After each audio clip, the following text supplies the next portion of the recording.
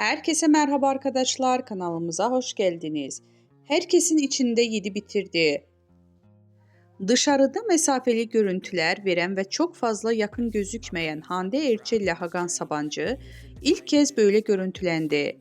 Birlikte yurt dışından çıkan ünlü çift, Hakan Sabancı'nın herkesin içinde sevgilisine olan yakınlığı hayranları tarafından görüntülendi.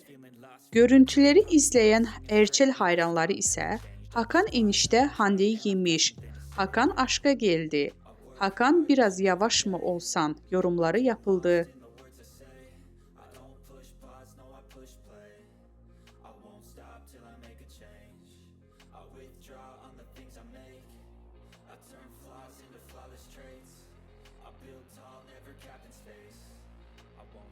Till I hear him say